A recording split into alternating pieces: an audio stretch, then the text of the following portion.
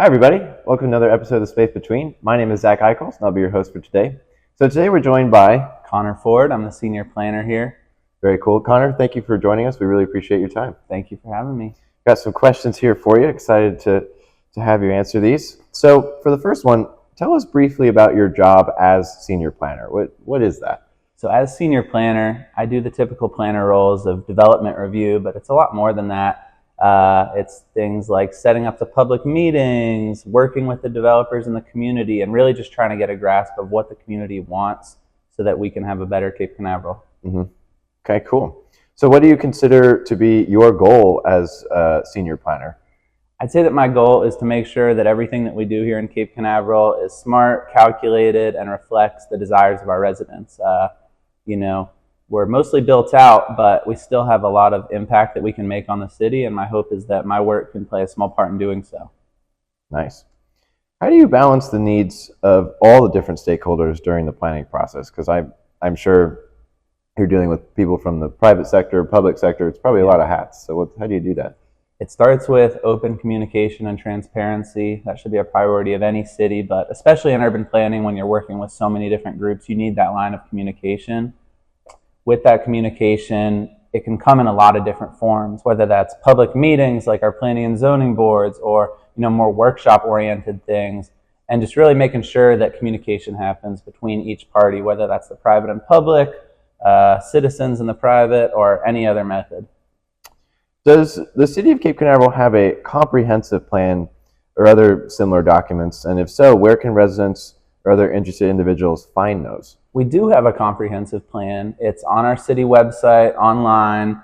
We also have some printed out, really huge copies here in City Hall, but it includes a lot of different elements. Elements are the chapters of the comprehensive plan, things like future land use, transportation, infrastructure. Mm-hmm. And we've actually just recently made an update to include more peril of flood information in our comprehensive plan. Okay.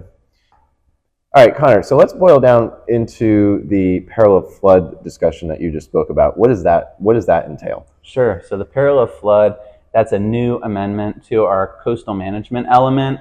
And the goal there is to equip the city to be more prepared to deal with flooding events. It's definitely a problem that we deal with in Cape Canaveral. Mm-hmm. And not to mention, it was an addition that was required by the state of Florida. Okay. So it's something that every city is dealing with in the state of Florida, but especially here in Cape Canaveral.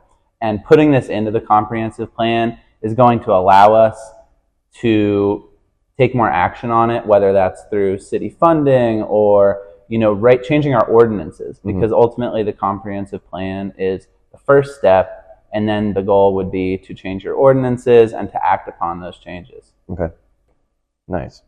Are there opportunities for residents to participate in the planning process ever? It's funny that you should mention that, because we're actually nearing the kickoff of our new element of the comprehensive plan, and that's going to be economic development. Okay. We've never had an economic development element in our comprehensive plan before. Really? Okay. And so this is going to be really big for the city as we look to decide what we want the future of economic development to be in Cape Canaveral. There are going to be public meetings for that, and it's definitely going to be a citizen-led process. Can't wait for that.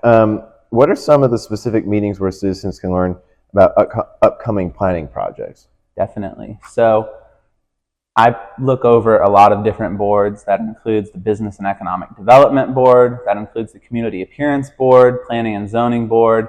And then, of course, City Council will also see planning projects, but that's typically done closer to the culmination of the project. Okay. Just also on that same vein of economic development, we'll be having upcoming meetings this summer about those projects, and that'll be a great opportunity for citizens to give input on what they want Cape Canaveral to look like. So what are some of the most common misconceptions that you've run into for urban planning? Definitely. I'd say that the biggest one is that planners aren't the decision makers that rule over cities. A lot of the times it seems like we've been gifted that power, but that's just not how it works. Ultimately, we're using the code and our ordinances as the structure for which we make decisions. Mm-hmm. So that is the governing body of Cape Canaveral. Ultimately, it's not a person. That requires communication with the experts. So, every single person here on the city staff has a knowledge base that I use to help make my decision, but ultimately The code is what makes the decision, not me as a person. Okay. Well, Connor, we really appreciate your time today. Excellent insights, and we thank you for your service to the city. Thank you, Zach. Appreciate you. Yeah, no problem. And with that, we'll see you next time for another episode of The Space Between.